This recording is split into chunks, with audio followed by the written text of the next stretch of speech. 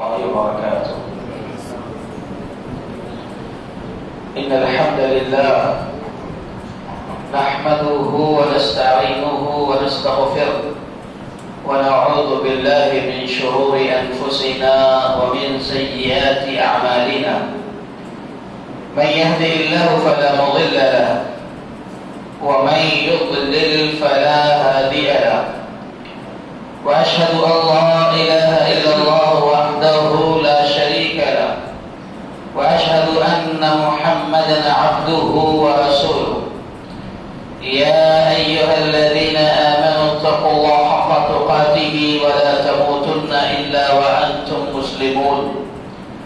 يا أيها الناس اتقوا ربكم الذي خلقكم من نفس واحدة وخلق منها زوجها وبث منهما رجالا كثيرا ونساء واتقوا الله الذي تساءلون به والأرحام إن الله كان عليكم رقيبا.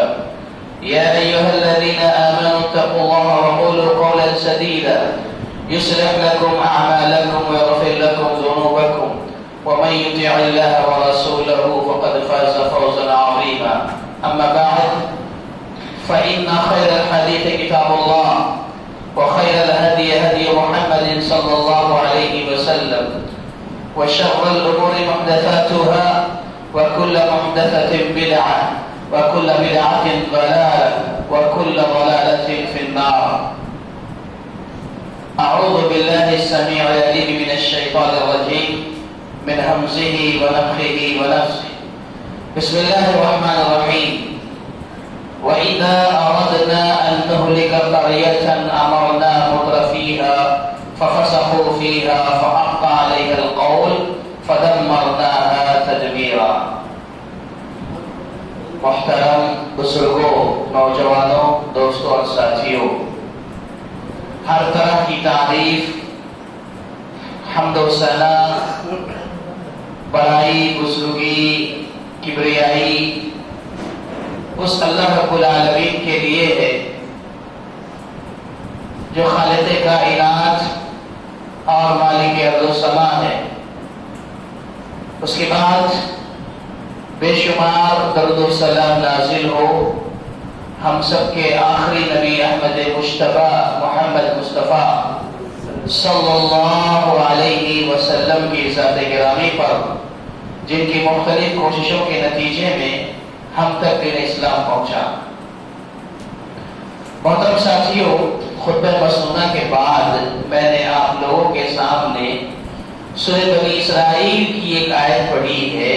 اس آیت میں اللہ تبارک و تعالی نے بیان فرمایا کہ وَإِذَا أَرَدْنَا أَن نُهْلِكَ قَرْيَةً أَمَرْنَا مُتْرَفِيهَا فَفَسَقُوا فِيهَا، کہ ہم جب بھی کسی قوم کو ہلاک کرنے، برباد کرنے، ختم کرنے کا فیصلہ کر لیتے ہیں تو ان کے درمیان دولت کی ریل پیر کر دیتے ہیں،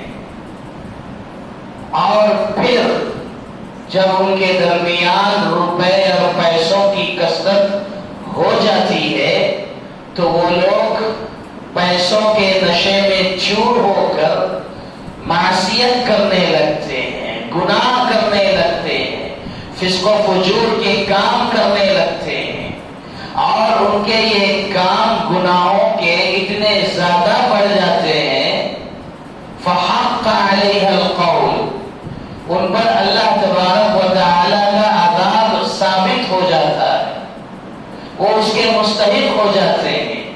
تو کہا فدمرناها تدمیرا، تو ہم ان سب کو ہلاک و برباد کر کے چھوڑ دیں.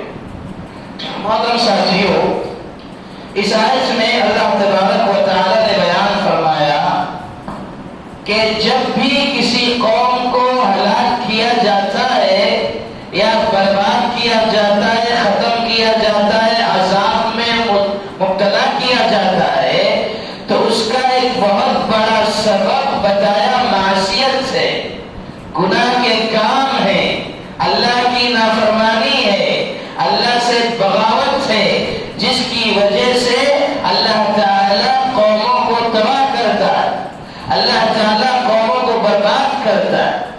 اس آیت میں اللہ تعالیٰ کا یہ قانون بتایا جا رہا، اللہ کا ایک اصول اور دستور بتایا جا رہا ہے کہ جو بھی قومیں عروج پذیر ہوتی ہیں، ترقی کے منازل طے کرتی ہیں، لیکن ان کے درمیان جب گناہ داخل ہو جاتے ہیں تو ترقی پانے والی قومیں، عروج پر جانے والی قومیں زوال پذیر ہو جاتی ہیں، انہیں اللہ تباہ کر دیتا ہے، ان کا نام و نشان دنیا سے مٹا دیتا ہے. جب قومیں گناہ کرنے لگتی ہیں، اللہ کی نافرمانی کرنے لگتی ہیں، تو بتایا جا رہا ہے یہ اللہ کا قانون ہے. اللہ نے اپنی کتاب میں یہ اصول بتا دیا کہ یاد رکھو، اللہ کا یہ دستور ہے کہ اللہ کی سرزمین پر، اللہ کی زمین پر اللہ سے بغاوت ہوگی، گناہ ہوں گے تو اللہ تعالیٰ تمہیں ختم کرے گا. آخرت سے پہلے دنیا میں سزا دے گا، دنیا میں سزا دے گا، تمہیں ختم کرے گا. آپ دیکھیں سورۃ العنکبوت میں اللہ نے فرمایا فَكُلًّا أَخَذْنَا بِذَنبِهِ فَمِنْهُم مَّنْ أَرْسَلْنَا عَلَيْهِ حَاصِبًا وَمِنْهُم مَّنْ خَسَفْنَا بِالْأَرْضِ وَمِنْهُم مَّنْ أَغْرَقْنَا وَمَا كَانَ اللَّهُ لِيَظْلِمَهُمْ وَلَٰكِن كَانُوا أَنفُسَهُمْ يَظْلِمُونَ. اللہ فرماتا ہے کہ ہم نے ان میں سے ہر ایک کو ان کے گناہوں کی وجہ سے پکڑ لیا، ان کے گناہوں کی وجہ سے ان پر گرفت کی. اس آیت سے پہلے کی آیتیں اگر آپ پڑھیں گے تو اس میں آپ کو پتا چلے گا کہ ان آیات میں اللہ تعالیٰ نے مختلف قوموں کا ذکر کیا ہے. قوم نوح کا تذکرہ، قوم لوط کا تذکرہ، قوم عاد کا تذکرہ، قوم ثمود کا تذکرہ، فرعون کا، قارون کا، حامان کا، یہ ساری قوموں کا ذکر کیا اللہ تعالیٰ نے. ان کا تذکرہ کرنے کے بعد اللہ فرماتا ہے فَكُلًّا أَخَذْنَا بِذَنبِهِ، ان میں سے ہر ایک کو ہم نے ان کے گناہوں کی وجہ سے پکڑ لیا. پھر کیسے پکڑا اس کی تفصیل بیان کی گئی. کہا فَمِنْهُم مَّنْ أَرْسَلْنَا عَلَيْهِ حَاصِبًا، ان میں سے کچھ ایسے تھے جن پر پتھروں کی بارش برسائی گئی، یعنی ایسا ہوا، ایسی ہوائیں چلی، آندھیاں چلی کہ زمین سے پتھر ہواؤں میں اڑنے لگے اور وہ عذاب بن کر قوموں پہ برس پڑے. فَمِنْهُم مَّنْ أَرْسَلْنَا عَلَيْهِ حَاصِبًا، اس کے بعد کہا وَمِنْهُم مَّنْ أَخَذَتْهُ الصَّيْحَةُ، اور ان میں سے کچھ لوگ ایسے تھے جن کے گناہوں کی وجہ سے ان پر عذاب چیخ و پکار کا آیا، ایسی آواز پیدا ہوئی، ایسی بھیانک آواز پیدا ہوئی کہ وہ قوم کے لوگ اس آواز کی تاب نہ لا سکے، اور اللہ تعالیٰ نے اس آواز کے ذریعے انہیں برباد کر دیا، ختم کر دیا. وَمِنْهُم مَّنْ خَسَفْنَا بِهِ الْأَرْضَ، اور ان میں سے کچھ ہیں جنہیں ہم نے زمین میں دھسا دیا، زمین میں اللہ تعالیٰ نے انہیں دھسا دیا اور وہ زمین میں دھستے چلے گئے. یہ بھی اللہ تبارک و تعالیٰ کا ایک عوام تھا. اس طریقے سے اللہ تعالیٰ نے تباہ کر دیا. اس کے بعد کہا وَمِنْهُم مَّنْ أَغْرَقْنَا، اور ان میں سے کچھ ایسے تھے جنہیں ہم نے غرق کر دیا، ڈبو دیا. اللہ اکبر. یعنی مختلف طریقوں سے اللہ تبارک و تعالیٰ نے قوموں کو تباہ کیا ہے. اور آگے فرماتا ہے اس بات کو دنیا والوں یاد رکھنا وَمَا كَانَ اللَّهُ لِيَظْلِمَهُمْ وَلَٰكِن كَانُوا أَنفُسَهُمْ يَظْلِمُونَ، کہ اللہ تعالیٰ کسی پر ظلم نہیں کرتا ہے، یہ انسان خود اپنے آپ پر ظلم کرتا ہے، جس کی وجہ سے وہ تباہ ہوتا ہے، جس کی وجہ سے وہ برباد ہوتا ہے، جس کی وجہ سے اس کا نام و نشان مٹایا جاتا ہے. کیوں؟ اس لیے وہ کہ اللہ کی زمین پر رہ کر کے اللہ کا دیا ہوا کھاتا ہے، اللہ کے آسمان سے فائدہ اٹھاتا ہے، اللہ کی برسائی ہوئی بارش سے فائدہ اٹھاتا ہے، اللہ کے نکالے گئے دھوپ سے فائدہ اٹھاتا ہے. اللہ تبارک و تعالیٰ کی رات میں جو آسمان پر چاند ستارے ہیں ان کی خوبصورتی سے فائدہ اٹھاتا ہے. یعنی دنیا کی جتنی نعمتیں اللہ نے دی ہے ان سب سے فائدہ اٹھاتا ہے، لیکن اس رب ذوالجلال کے ساتھ بغاوت کرتا ہے، اس کی نافرمانی کرتا ہے، جس کی وجہ سے اللہ تبارک و تعالیٰ تباہ کرتا ہے. تو میرے بھائیوں یہ اصول بتایا گیا، یہ قانون بتایا گیا کہ اللہ کی سرزمین پر جب گناہ ہوتے ہیں تو اللہ تبارک و تعالیٰ ان قوموں کو تباہ کرتا ہے، ختم کرتا ہے، برباد کرتا ہے. دیکھتے ہیں گناہ کرنے کی وجہ سے کیسے کیسے نقصانات ہوتے ہیں اور کیسے کیسے برے اور بھیانک نتائج اور اس کے اثرات ہمارے سامنے آتے ہیں۔ ایک چیز تو یہ سمجھتے ہیں آپ کہ جو گناہ ہوتے ہیں نا، جو معصیت ہوتی ہے، ایک ہوتی ہے اجتماعی معصیت، یعنی پورے مسلمان مل کر کے گناہ کرتے ہیں تو اس کی سزا بھی سب کو ملتی ہے، اور ایک ہوتی ہے انفرادی معصیت، اکیلے اکیلے گناہ کرنا، آدمی فردن فردن گناہ کرتا ہے تو اس کی سزا بھی اسے فردن فردن اللہ دیتا ہے۔ اب اجتماعی جو گناہ ہوتا ہے، اجتماعی مل کر پوری امت گناہ کرتی ہے تو اس کی سزا بھی اجتماعی ہوتی ہے۔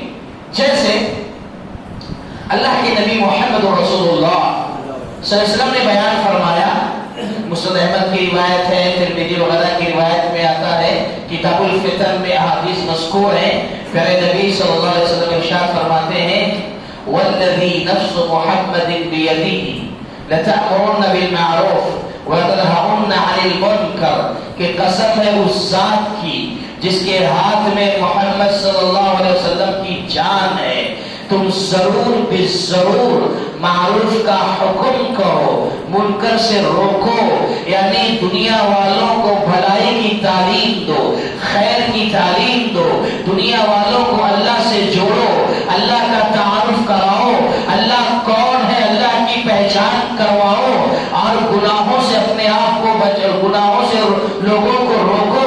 لوگ شرک کر رہے ہیں، لوگ کفر کر رہے ہیں، لوگ بدعتوں میں مبتلا ہیں، لوگ اللہ کو چھوڑ کر غیروں کے سامنے سجدہ کر رہے ہیں، دوسروں کے سامنے جھک رہے ہیں، یہ شرک جو ہو رہا ہے اسے تم روکنے کی کوشش کرو۔ یہ اللہ کے نبی محمد رسول اللہ صلی اللہ علیہ وسلم نے بیان فرمایا، اے مسلمانوں قسم ہے اس ذات کی جس کے ہاتھ میں محمد کی جان ہے صلی اللہ علیہ وسلم، تم ضرور بھی ضرور اچھے کاموں کا حکم دو اور برے کاموں سے روکو۔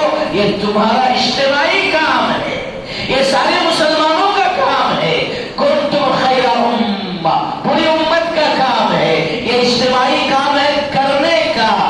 اگر تم نے یہ کام نہیں کیا، اللہ کہہ رہا ہے ایک کام ہے اجتماعی امت کو کرنے کا، اگر امت یہ کام نہیں کرے گی تو کیا ہوگا، اس کی سزا اللہ آگے بتا رہا، اللہ کے نبی صلی اللہ علیہ وسلم آگے بتا رہے گا اگر ایسا نہیں کریں گے تو کیا ہوگا، أَوْ لَيَبْعَثَنَّ عَلَيْكُمْ قَوْمًا ثُمَّ تَدْعُونَهُ فَلَا يُسْتَجَابَ لَكُمْ، تو اللہ تبارک و تعالی تمہاری مخالفت میں، تمہارے اپوزٹ میں، تمہارے خلاف میں ایک قوم کو لا کر کھڑا کرے گا، ایک قوم آئے گی، وہ قوم آ کر کے تمہارے خلاف سارے قوم کام کرے گی، تمہیں ختم کرنا چاہے گی، سب کچھ تمہارے خلاف ہوگا، اور پھر تم دعائیں بھی کرو گے، اللہ تمہاری دعائیں بھی قبول نہیں کرے گا۔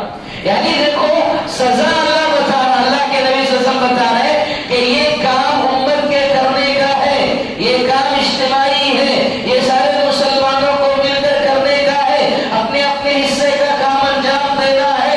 اگر تم نے یہ کام نہیں کیا تو ایسا نہیں ہے کہ ایک آدمی دو آدمی گنہگار ہو رہا ہے ان کو سزا اللہ دے گا، نہیں، پوری امت کو اللہ سزا دے گا، اور پوری امت کو سزا دینے کے لیے ان کے اوپر ظالم حکمرانوں کو اللہ مسلط کرے گا، اور پھر تم آزمائشوں میں، عذاب میں، پریشانیوں میں، مصیبتوں میں، تکلیفوں میں مبتلا کرتے کیے جاؤ گے، پھر تم دعائیں بھی کرو گے، اللہ مصیبت سے بچا دے، اللہ مصیبتوں سے بچا لے، پھر اللہ تمہاری دعائیں بھی قبول نہیں کرے گا، یہ سزا ہے۔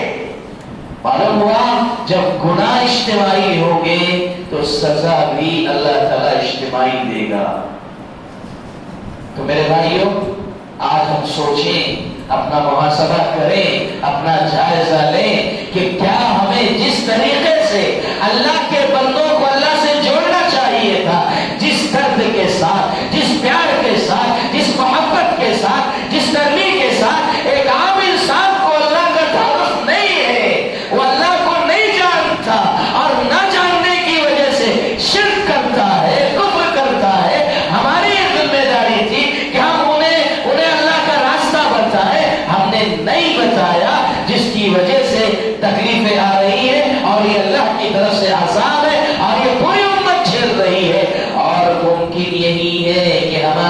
ملک میں ہو سکتا ہے اللہ تبارک و تعالی نے کارروائی شروع کر دی ہو. ڈر بھی لگتا ہے بولتے ہوئے کہ حالات ایسے ہیں. ہم لوگ کہیں ایسا تو نہیں کہ اللہ کے عذاب میں گرفتار ہو گئے ہیں. علماء تبصرہ کرتے ہیں, علماء کی جب محفلیں بیٹھتی ہے امت کی حالت دیکھ کر کے افسوس ہوتا ہے, رونا آتا ہے, اور یہ بات ہونے لگتی ہے کہیں ایسا تو نہیں کہ اللہ نے عذاب داخل کر دیا ہے ہندوستانی مسلمانوں پر, یہ قوم عذاب میں مبتلا ہو چکی ہے, کہیں ایسا تو نہیں ہے. ڈر ہوتا ہے کبھی کبھی, لیکن اس کے باوجود بھی یہ مسلمان قوم امت مسلمہ اپنی ذمہ داری کو سمجھتی نہیں ہے. اپنے اخلاق و کردار سے لوگوں کے دلوں کو فتح کرنا تھا, لوگوں کے دلوں کو جیتنا تھا, اخلاق کا پیغام عام کرنا تھا, نبی کی سیرت کو عام کرنا تھا, نبی کی رحمت کو دنیا والوں کے سامنے پیش کرنا تھا. لیکن یہ امت اپنے اندر مست ہو گئی, بس صرف دنیا دنیا دنیا, پیسہ پیسہ پیسہ, ہر پیسہ. جب وہ بیدار ہوتا ہے نیند سے تو بھی پیسہ, سوتا ہے تو پیسہ, بات کرتا ہے تو پیسہ, اب خواب دیکھتا ہے تو بھی پیسہ. بس پیسے پیسے میں آج کا مسلمان مبتلا, اور اللہ تعالیٰ کی دی ہوئی ذمہ داریوں سے غافل, گناہوں میں مبتلا, جس کی وجہ سے اللہ تعالیٰ کی طرف سے ایک کارروائی ہو رہی ہے, اور یہ ہوتی ہے. اور یہ کوئی نیا قانون نہیں ہے اللہ تعالیٰ کا, یہ کوئی نیا قانون نہیں ہے. اللہ نے اس کے پہلے بھی گناہوں کی وجہ سے قوموں کو تباہ کیا, مسلمانوں کو بھی سفید ہستی سے مٹایا ہے. تاریخ ہے ہمارے پاس میرے بھائیوں, اس لیے ہم سب کو سمجھنے کی ضرورت ہے. میں آپ کے سامنے اصل میں بتانا یہ چاہتا ہوں کہ گناہ جو ہوتا ہے نا, ہم جب گناہ کرتے ہیں اس کا نقصان کیا ہوتا ہے ہمارے اپنے آپ پر. اجتماعی تو ہم نے ایک اشارہ کر دیا آپ کو, جب پوری امت میں اگر گناہ کرتی ہے تو سزا بھی پوری امت کو اجتماعی ملتی ہے. آج بتاؤ کون سا مسلمان ہے جو ایک کہے میں بڑی عزت کی زندگی گزار رہا ہوں, بڑے اچھے سے رہ رہا ہوں, بڑی شان سے رہ رہا ہوں, جبکہ اللہ کہتا ہے وَلِلَّهِ الْعِزَّةُ وَلِرَسُولِهِ وَلِلْمُؤْمِنِينَ, کہ عزت اللہ کے لیے ہے, پھر اللہ کے رسول کے لیے ہے, پھر اہل ایمان کے لیے ہے, مومنوں کے لیے عزت ہے. آج بتاؤ مسلمان کیا یہ کہہ سکتا ہے کہ ہم عزت کی زندگی گزار رہے ہیں؟ میرے بھائیوں, کہنے کا مطلب یہ ہے کہ ہمیں اور آپ کو سوچنا ہے کہ ہم گناہ کر رہے ہیں, معصیت کر رہے ہیں, اللہ کی نافرمانی کر رہے ہیں, تو یہ اللہ تعالیٰ کی طرف سے ہمیں سزا مل رہی ہے. پیارے نبی محمد رسول اللہ صلی اللہ علیہ وسلم کے جو اخلاق تھے, جو کیریکٹر تھے میرے بھائی, اسے اختیار کرنے کی ضرورت ہے. آج دنیا کو ضرورت ہے آپ کے اخلاق کی, آپ کے کیریکٹر کی, آپ کے کردار کی ضرورت ہے دنیا کو. آج دنیا محبت کی بھوکی ہے, آج دنیا والے محبت تلاش کر رہے ہیں, شفقت تلاش کر رہے ہیں. آج ہر ایک اپنی اپنی زندگی گزار رہا ہے, کوئی کسی کا فائدہ نہیں دیکھ رہا, کوئی کسی کو فائدہ نہیں پہنچانا چاہ رہا ہے. بس یا شیخ اپنا دیکھ کا معاملہ ہے, ہر آدمی اپنا فائدہ دیکھ رہا ہے, اپنے پڑوسی کا, اپنے دوست کا, اپنے بھائی کا, مسلم ہو غیر مسلم ہو, کسی کا فائدہ آج نہیں دیکھ رہے, بس صرف اپنا فائدہ, میرا کیا ہوگا وہ. جبکہ پیارے نبی محمد رسول اللہ صلی اللہ علیہ وسلم نے فرمایا خیر الناس من ينفع الناس, سب سے بہترین انسان دنیا کا وہ ہے جو دوسروں کو فائدہ پہنچائے. وہ سب سے بہترین انسان دنیا کا جو دوسروں کو فائدہ پہنچائے. ہمارے سوچنے کا مزاج بدل گیا, ہمارے زندگی گزارنے کا انداز بدل گیا, ہم اپنے لیے جی رہے ہیں. لیکن قرآن کہتا ہے, حدیث کہتی ہے دوسروں کے لیے جینا سیکھو. دنیا میں انبیاء آئے اور صحابہ کرام کی پوری نرسری, پوری جماعت یہ دنیا والوں کو دینے کے لیے آئے تھے, لینے کے لیے نہیں آئے. آپ دیکھو صحابہ کی زندگی, وفات پانے تو گھر میں ان کے پاس کچھ بھی نہیں ہے. اللہ کے نبی صلی اللہ علیہ وسلم دنیا سے جا رہے, آپ کے پاس میراث میں دینے کے لیے کچھ نہیں ہے. دنیا کو دینے والے لوگ تھے یہ, دنیا سے لے کر نہیں گئے یہ لوگ. لیکن آج ہم بس لینا جانتے ہیں, اور اس لینے کے لیے دنیا والوں کو نقصان پہنچانا چاہتے ہیں. نہیں میرے بھائی، آج ضرورت اس بات کی ہے کہ ہم دنیا والوں کو فائدہ پہنچائیں، اپنے اخلاق اور محبت سے ان کے دلوں کو جیتیں. اور جانتے ہیں آپ، میں ایک بڑی پیاری مثال دے کر آگے بڑھتا ہوں. پیارے نبی محمد رسول اللہ صلی اللہ علیہ وسلم اور صحابہ کرام کے بے شمار واقعات ہیں. آپ جانتے ہیں ابو بکر صدیق رضی اللہ تعالی عنہ مکہ چھوڑ کر وطن چھوڑ کر جا رہے تھے. راستے میں ملاقات ہوتی ہے ابن دغنہ سے. اور یہ ابن دغنہ کون ہے؟ مشرکین کے سرداروں میں سے ایک سردار، قریش کے بڑے روسا میں سے ایک رئیس. کافر تھا، یہ اسلام میں نہیں تھا، مشرک تھا. یہ راستے میں ملاقات کیا کس سے؟ ابو بکر صدیق رضی اللہ تعالیٰ عنہ سے. راستے میں ملاقات ہوئی. ابن دغنہ نے پوچھا ابو بکر کہاں جا رہے ہو؟ ابو بکر نے کہا ابن دغنہ میں یہ شہر مکہ چھوڑ کر اب جا رہا ہوں. سوچا ہوں کسی اور شہر جائیں گے جہاں آزادی کے ساتھ مجھے میرے رب کی عبادت کرنے ملے، وہاں جانا چاہتا ہوں. مکہ چھوڑ کر جا رہا ہوں، یہ شہر مکہ چھوڑ کر جا رہا ہوں، کیونکہ مجھے یہاں پر تمہارے باشندے، تمہارے لوگ صحیح سے عبادت کرنے نہیں دے رہے ہیں. میں مکہ چھوڑ کر جانا چاہتا ہوں، اس لیے نکلا ہوں، جا رہا ہوں. ابن دغنہ کا جواب سنیے آپ. ابن دغنہ ایک مشرک ہے، ایک کافر ہے، غیر مسلم ہے، لیکن دیکھو کتنا متاثر ہے ابو بکر سے. کہتا ہے ابن دغنہ ابو بکر سے مثلک یا ابا بکر لا یخرج ولا یخرج. اے ابو بکر تم مکہ چھوڑ کے جانا چاہتے ہو؟ سنو ابو بکر، تم جیسا انسان ہمارے شہر سے نہ تو خود اپنی مرضی سے جا سکتا ہے، نہ اسے کوئی نکال سکتا ہے. نہ تو تم خود جا سکتے اپنی مرضی سے، نہ تمہیں کوئی نکال سکتا ہے. کیوں؟ اس لیے کہ اے ابو بکر تم جیسے انسان کا ہمارے شہر میں رہنا ہمارے لیے شرف کی بات ہے.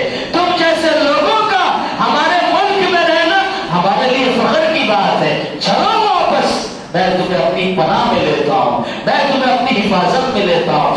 بات جو ہوا، لیکن میں یہاں جو پیغام دینا چاہتا ہوں یہ کہ وہ ابن دغنہ مشرکوں کا سردار وہ کہتا ہے کہ تم جیسا انسان ہمارے شہر سے جا نہیں سکتا. اللہ اکبر. تمہارا رہنا ہمارے لیے شرف کی بات ہے.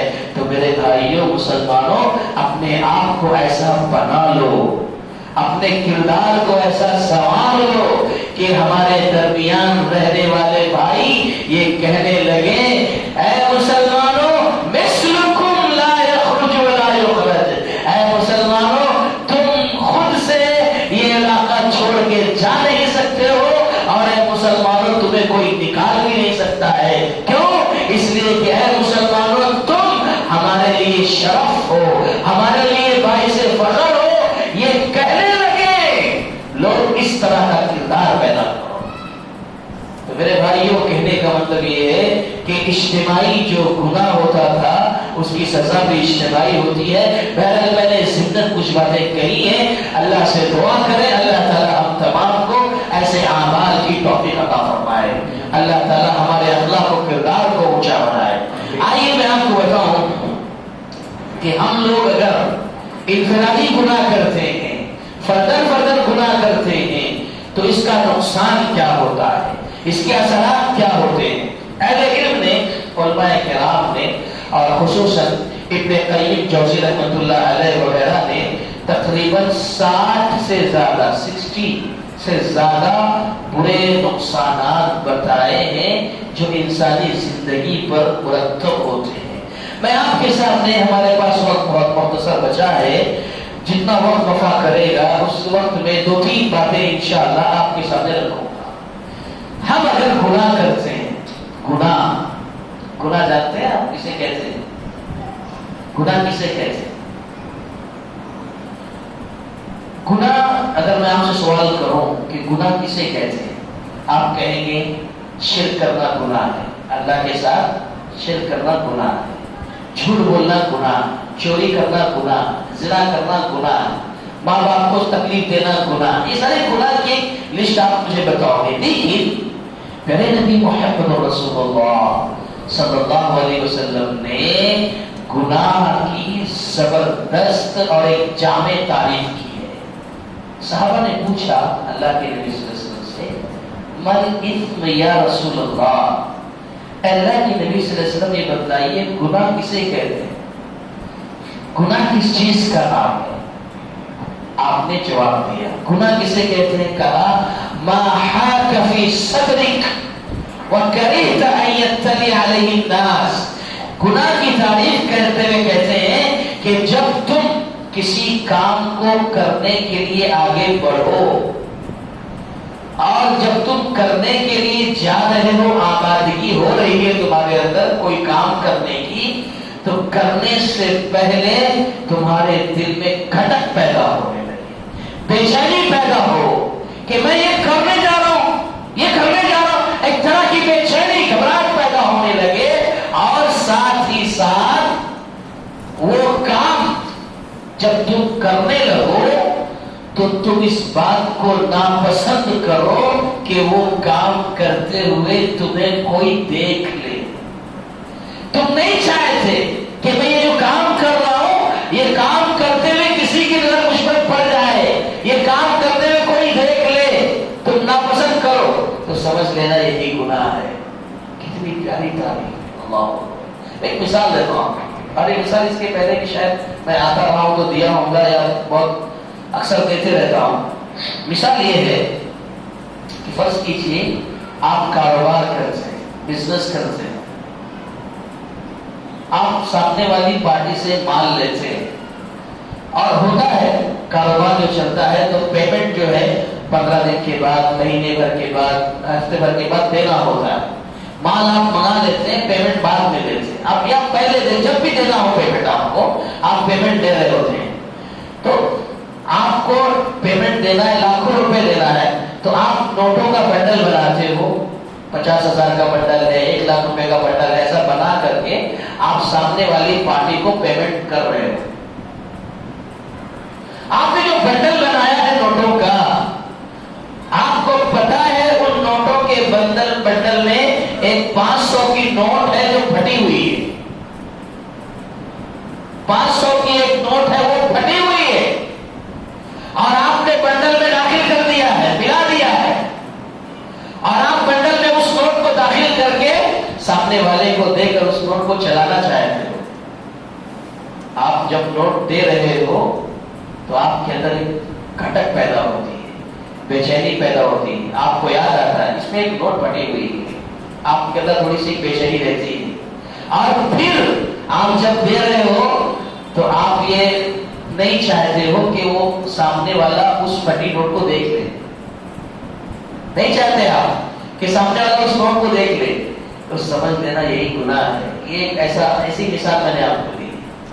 آپ اسی مثال پر دوسری ساری چیزوں کو قیاس کر لیں، آپ کسی کمپنی میں کام کر رہے ہیں، کسی اسکول میں کام کر رہے ہیں، کسی کالج میں کام کر رہے ہیں، کسی مسجد میں کام کر رہے ہیں، آپ کی جو ذمہ داری ہے آپ اس کام کو اگر صحیح طریقے سے انجام دے دو ٹھیک، نہیں دے رہے تو آپ گنہگار ہیں، گناہ کر رہے ہیں، یہ گناہ کی ڈیفینیشن ہے پیارے نبی محمد رسول اللہ صلی اللہ علیہ وسلم نے دی ہے یہ گناہ کی تعریف۔ تو میرے بھائیو، گناہ ہم اور آپ جب کریں گے تو اس کے بڑے بھیانک اثرات ہماری اپنی زندگی پر مرتب ہوں گے۔ اب کیسے کیسے گناہ کے اثرات ہوتے ہیں، ایک یا دو باتیں ہی شاید میں بتا پاؤں آپ کو۔ پہلی چیز، گناہ کرنے کی وجہ سے جو برے اثرات، نقصان زندگی پر ہوتے ہیں، سب سے پہلا ہے حرمان العلم۔ اہل علم کہتے ہیں علم سے محرومی، علم سے محرومی، علم آدمی کے پاس نہیں رہے گا، کتاب و سنت کا علم، قرآن کا علم، حدیث کا علم، شریعت کا علم، یہ علم نہیں رہے گا انسان کو۔ آدمی علم حاصل کرنا چاہے گا، کر نہیں سکے گا۔ کوئی چیز قرآن کی کوئی مثلا آیت یاد کرنا چاہتا ہے، یاد نہیں ہوتی، حدیث یاد کرنا چاہتا ہے، یاد نہیں ہوتی، جمعہ کے خطبے سنتا ہے، علماء کے بیانات سنتا ہے، کچھ باتیں یاد کرنا چاہتا ہے، یاد نہیں ہوتی۔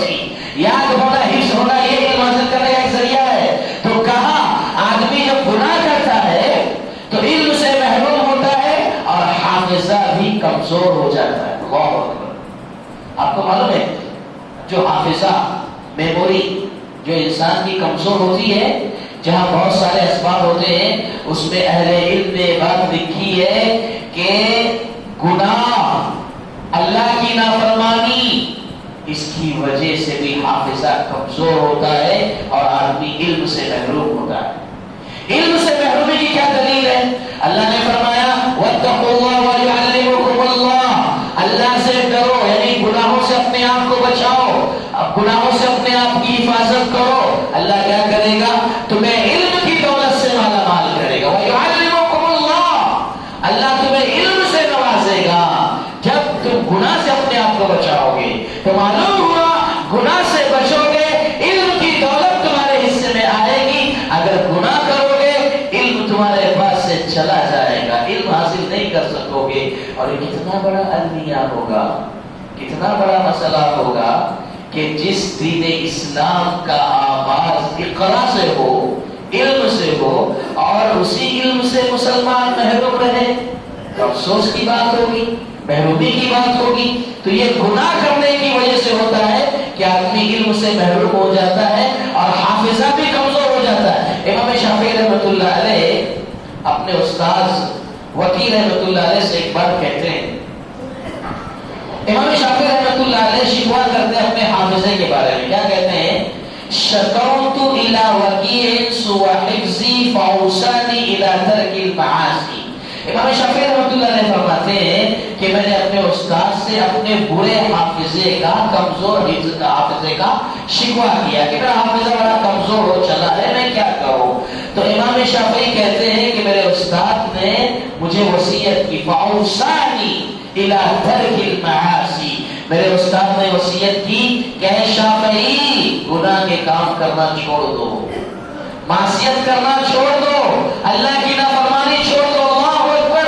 یہ امام شافعی رحمۃ اللہ علیہ، یہ ایسے لوگ جو اللہ سے ڈرنے والے، تقویٰ طہارت کے پابند، نماز کو نماز پڑھنے والے، تہجد گزار لوگ، یہ لوگ ہیں. اللہ اکبر. ان کے استاد کہہ رہے حافظہ اگر کمزور ہو رہا ہے شافعی تو فاوصانی الی ترک المعاصی. کہتے ہیں مجھے وصیت کی کہ گناہ کے کام کرنا چھوڑ دو، اور کہا یہ بات یاد رکھو فَإِنَّ الْعِلْمَ نُورٌ مِّنْ إِلَٰهِ وَنُورُ اللَّهِ لَا يُعْطَى لِعَاصِي. یاد رکھو علم جو ہے اللہ کا نور ہے اور اللہ کا نور کسی گنہگار کو نہیں دیا جاتا. آپ سوچو آج مسلمان گناہ پر گناہ، گناہ پر گناہ کر رہا ہے، اللہ کی نافرمانیاں کرتا چلا جا رہا ہے، تو کیا ہوگا؟ علم سے محروم ہوگا، حافظہ کمزور ہوگا. اس وجہ سے گناہ کرنے کی وجہ سے یہ ایک نقصان ہوتا ہے. اور آگے بڑھتے دوسرا ایک نقصان گناہ کرنے کی وجہ سے کیا ہوتا ہے؟ آدمی علم سے محروم ہوتا ہے ایک، دوسرا ہے نیکیوں سے محروم ہو جاتا ہے، اللہ کی عبادت سے محروم ہو جاتا ہے، نیکیوں کی توفیق چھین لی جاتی ہے. آپ دیکھو کتنے لوگ ہیں جو نماز پڑھتے ہیں آگے مسجد میں، پنج وقت نماز کتنے لوگ پڑھتے ہیں؟ آپ ابھی جمعہ میں اگر دیکھو گے تو پوری مسجد اوپر نیچے سب بھری رہتے ہیں نا مسلمان. یہاں بچتے ہی نہیں بچتے ہیں. لیکن وہی پھر عصر کا وقت ہوتا ہے اور فجر کا وقت ہوتا ہے، کتنے مسلمان نظر آتے ہیں مسجد میں؟ کیا مطلب اس کا؟ گناہ تمہاری زندگی میں داخل ہے، یہ بات یاد رکھو. یہ اہل علم نے کہا، علماء نے کہا کہ جب تم گناہ کرو گے تو گناہ کرنے کی وجہ سے تم سے نیکیوں کی توفیق چھین لی جائے گی. تم نیکی نہیں کر پاؤ گے، عبادت نہیں کر پاؤ گے، مسجد آنے کی بھی تمہیں توفیق نہیں ملے گی. اللہ اکبر. کتنی بڑی محرومی ہے یہ. نیکیوں سے محروم کر دیے جاؤ گے. ارے نیکیوں کی طرف اٹھنے والے قدم، بڑھنے والے قدم روک دیے جائیں گے. یہ ایسے ہی نہیں کہہ رہا ہوں میں، دلیل دیتا ہوں. اللہ تعالیٰ فرماتا ہے ان الذین تولوا منکم یوم التقى الجمعان. اس آیت کا ترجمہ مفہوم بیان کرنے سے پہلے اس کا پس منظر سمجھ لیجیے آپ. اس آیت کا پس منظر یہ ہے کہ جنگ بدر کے بعد جب احد کا موقع آیا تھا تو پیارے نبی صلی اللہ علیہ وسلم نے صحابہ کرام سے آپس میں مشورہ کیا کہ ہم یہ لڑائی یہیں رہ کر لڑیں یا مدینے سے باہر چل کر لڑیں. تو صحابہ کرام کی رائے یہ آئی اللہ کے نبی ہم چاہتے ہیں کہ مدینے سے باہر چل کر لڑیں. لیکن رئیس المنافقین عبداللہ بن ابی بن سلول اس نے رائے دی کہ نہیں ہم چاہتے ہیں کہ مدینے میں رہ کر لڑیں. خود اللہ کے نبی کی بھی رائے یہی تھی صلی اللہ علیہ وسلم کہ مدینے میں رہ کر لڑیں. لیکن صحابہ جیال صحابہ جوش میں آئے ہوئے صحابہ وہ کہتے ہیں نہیں اللہ کے نبی ہم باہر چل کے لڑنا چاہتے ہیں کھلے میدان میں. پیارے نبی صلی اللہ علیہ وسلم نے صحابہ کی جو رائے تھی اس کو مان لیا اور یہ اعلان کیا کہ چلو ہم احد جائیں گے. اب اللہ کے نبی صلی اللہ علیہ وسلم احد کی طرف 1000 کا لشکر لے کر جا رہے ہیں. احد جا رہے ہیں 1000 کی تعداد ہے. ابھی احد نہیں پہنچے ہیں. احد ابھی نہیں پہنچے ہیں راستے میں ہے. درمیان میں عبداللہ بن ابی بن سلول جو منافقین کا سردار تھا اس نے 300 افراد کو بہلایا پھسلایا اس ٹینشن میں کہ میری رائے نہیں مانی گئی. 300 لوگوں کو بہلا کر میدان جنگ سے واپس لے آیا. میدان جنگ سے پلٹا لے آیا. وہ 300 افراد جنگ میں شریک نہیں ہوئے. اسی واقعے کی طرف اشارہ کر کے اللہ نے کہا ان الذین تولوا منکم یوم التقى الجمعان. یاد کرو اس دن کو جب تم میں کی ایک جماعت میدان جنگ سے واپس چلی گئی پیٹ پھیر کر لوٹ گئی. یہ کیوں ہوا؟ انما استزلهم الشیطان ببعض ما کسبوا. شیطان نے انہیں لفزش دے دی ان کے بعض کرتوتوں کے سبب ان کے بعض گناہوں کے سبب. اللہ اکبر. نیکی کی طرف بڑھنے والے قدم نیکی کی طرف اٹھنے والے قدم روک دیے گئے. وہ واپس آ گئے. کیوں؟ ان کے گناہ تھے. گناہ کی وجہ سے نیکیوں کی طرف جانے والے قدم روک دیے گئے. میرے بھائی گناہ کرنے کا ایک بہت بڑا نقصان یہ ہوتا ہے کہ آدمی نیکیوں سے محروم ہو جاتا ہے. عبادتوں کی توفیق نہیں ملتی ہے. ہم لوگ ذرا اپنا جائزہ لے لیں اپنا محاسبہ کر لیں کہ کہیں ایسا تو نہیں ہے کہ ہماری زندگی میں گناہ بہت زیادہ بڑھ گئے ہیں اور ہم نیکیاں نہیں کر پا رہے ہیں نیکیوں کی توفیق نہیں مل رہی ہے. میرے بھائی اتنی بڑی سزا اللہ نے دی. ایک بیماری آئی لاک ڈاؤن ہوا پوری دنیا رک گئی. بزنس کاروبار ٹھپ پڑ گیا. ایسی بیماری آئی کہ دنیا سے بہت سارے لوگ چلے گئے. لوگ پریشان ہوئے گھروں میں قید ہو گئے. ایسے ایسے مسائل سے گزرنا پڑا اور ایک ایسا جراثیم ایسی بیماری کہ دنیا اسے پکڑ نہیں سکی کہ کیا ہے. اللہ تبارک و تعالیٰ کا قانون میرے بھائی ایسا ہی ہے. ایک چھوٹا سا جراثیم پوری دنیا کو ہلا کر رکھ دیا. لاک ڈاؤن سے گزرے ہم لوگ ایسے حالات میں بھی ایسے مشکل دور میں بھی جب انسان ہیبت کا شکار ہے اپنی آنکھوں سے موت کو دیکھ رہا ہے اور ہر دن عجیب عجیب واقعے. صبح اٹھتا تھا تو ڈر لگا رہتا تھا آج کس کی خبر آ رہی ہے آج کہاں کون سا واقعہ پیش آیا. ایسے دور سے ہیبت والے دور سے گزرے. اس کے باوجود مسلمانوں کو سمجھ میں نہیں آ رہا. علماء نے کہا ایسے حالات ایسے دور سے گزر کر کے بھی اگر مسلمان نہیں سدھر سکا اگر مسلمان نہیں سدھر سکا اپنے آپ کو دیندار نہیں بنا سکا اپنے آپ کو نمازی نہیں بنا سکا تو انسانی سوچ کے مطابق تو ایسے انسانوں سے پھر امید نہیں کی جا سکتی ہے کہ وہ سدھر سکے گا. پھر اسرافیل کا سور ہی نے جو ہے بیدار کرے گا. میرے بھائی یہ حالات ہیں ہمیں اور آپ کو سنبھالنا ہے اپنے آپ کو. بہرحال وقت ہو چکا ہے میں زیادہ دیر گفتگو نہیں کرنا چاہتا لیکن ابھی میں نے جو گفتگو کی ہے آپ کے سامنے گناہ کے 2 اثرات سے صرف بتائیں، ایک علم سے محرومی، حافظے کی کمزوری، اور ایک بتایا ہے نیکیوں سے محرومی۔ موضوع بھی بڑا طویل ہے، مجھے اور بھی بہت ساری باتیں آپ کو کہنی تھی، لیکن میں اپنی گفتگو کو یہی سمیٹ رہا ہوں، یہیں پر اپنی بات ختم کر رہا ہوں۔ انشاءاللہ پھر آگے کبھی موقع ملا، اللہ نے وقت نصیب فرمایا، آپ کے درمیان دوبارہ حاضری اگر ہوئی تو انشاءاللہ اسی کے آگے ہم کچھ باتیں آپ کے سامنے رکھیں گے۔ ابھی اسی پر اتفاق کرتے ہیں اور اللہ سے دعا کرتے ہیں کہ اللہ تبارک و تعالی ہم سب کی گناہوں سے حفاظت فرمائے۔ اللہ ہمیں اپنی معصیت سے، اپنی بغاوت سے ہمیں بچا کر رکھنا۔ اے اللہ جن حالات سے، مشکل دور سے، مصیبتوں سے اللہ گزر رہے ہیں تو ان ساری مشکلات سے ہم کو نجات دلا دے۔ اے اللہ تو ہماری حفاظت فرما۔ اے اللہ ہمیں دنیا میں جب تک رکھنا، اے اللہ جب تک دنیا میں رکھنا عزت کے ساتھ رکھنا،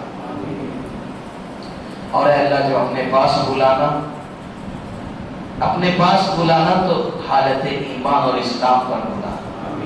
اے اللہ تیری عبادت و بندگی کرتے ہوئے بلانا، اللہ ہماری ایمان کی حفاظت کرتے ہوئے بلانا۔ اور ہمیں یہ دعا بھی کرنی چاہیے، اللہم من احییتہ منا فاحیی الاسلام ومن توفیتہ منا فتوفہ الایمان۔ اے اللہ ہم میں سے جس کسی کو زندہ رکھ، حالت اسلام پر زندہ رکھ، اور خاتمہ ہو تو حالت اسلام اور ایمان پر ہو۔